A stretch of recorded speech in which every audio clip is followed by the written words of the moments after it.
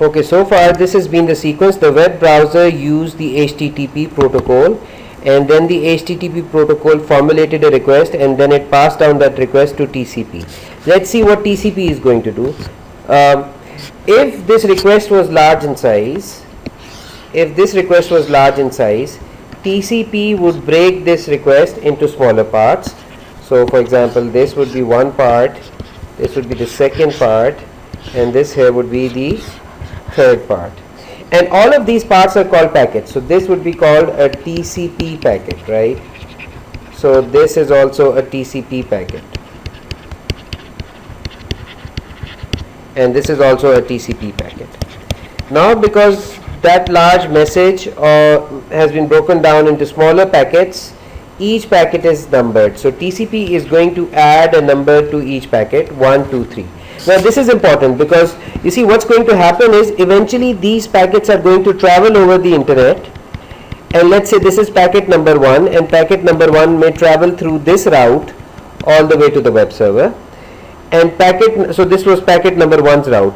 Let's say packet number 2, which was transmitted after packet number 1, takes the shorter route, and it is able to reach the web server much earlier than packet number 1. So what we are saying is that packet 2 reaches the web server first, and then packet 1 reaches the web server, and then packet 3 reaches the web server.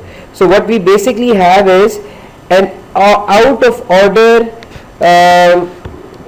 arrival at the web server, right? So packet number 2 arrived earlier than packet number 1.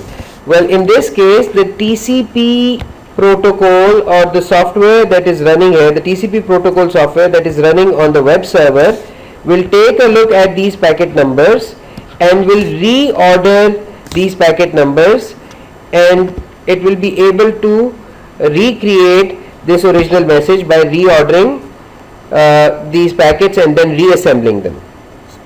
So that's the reason why packet numbers are added to these TCP packets. Okay, next is the concept that we discussed earlier. Which process is going to send this message across? Which process wants to send this message across the internet? And for that, each process has its own port number, right? So let's assume that process running on computer A has port number 7000, right? So then TCP is going to add that port number 7000 to each packet, right?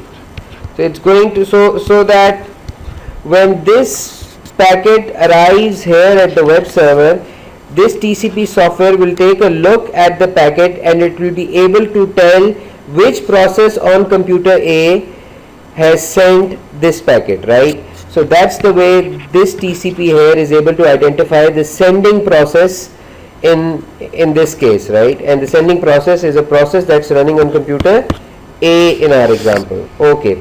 But what the TCP also does is that TCP adds the receiving computer's port number also. So the receiving process's port number is also added by TCP, and in this case TCP is going to add port number 80 to its TCP packets. Now how do I know that a process running on computer A, for example, knows that the process running on the web server has port number 80? How does this process, how does TCP on this computer, TCP running on this computer, how does this know that the process to which data is to be sent is the process running on port number 80? How does this TCP know that? And the answer to that is that there are well-known port numbers that are used by web servers around the world. So by default, a web server which is going to run HTTP protocol, so the HTTP protocol on web servers is always used to run on port number 80. Now this is not binding, it's not compulsory, but this is the standard practice. That is why this TCP software running on this computer is able to add port number 80 to the TCP packet, because this TCP software knows that it is sending this request to the HTTP web server. Okay, So this is the sending process's port number and this is the receiving process's port number. Now let's imagine another scenario. What if the packet somehow gets lost during transmission? What if packet number 3, as it was traveling over the internet, somehow got lost or it somehow got dropped? So if this packet number 3 was never able to reach the web server, what would happen? TCP on this side would send a request to TCP on this computer, and it will ask this TCP running here, to retransmit packet number 3. So when this TCP receives this request, it retransmits packet number 3 once again, and this time packet number 3 might follow a different route all the way to the web server. So in effect, TCP is ensuring that all the packets transmitted are received by the web server. So TCP ensures reliable delivery, and by reliable delivery we mean that all packets transmitted from the sending computer are ensured to reach the receiving computer. If the receiving computer somehow does not receive all the packets, then the receiving computer sends a request back to the original computer, to the sending computer, to retransmit that packet. Okay, so let's write down what TCP can do. TCP can break a large file or a large message into smaller packets called TCP packets. Okay, TCP numbers TCP packets so that they can be reordered and reassembled by TCP on the receiving computer.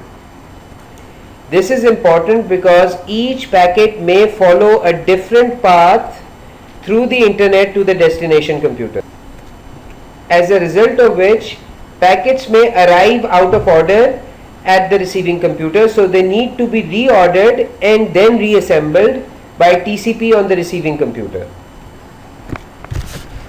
For each packet received, the receiving computer's TCP sends an acknowledgement message back to the sending computer's TCP.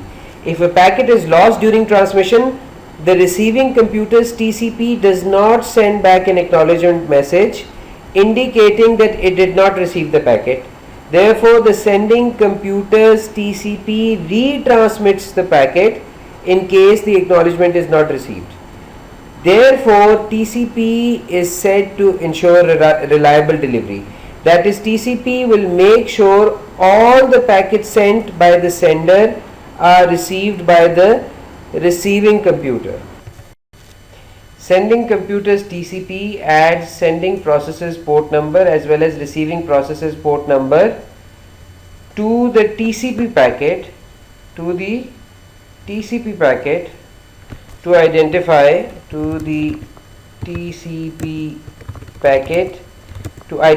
the processes that are communicating with one another. Because TCP in both the sending and receiving computer communicate with one another through messages, TCP is said to be connection oriented.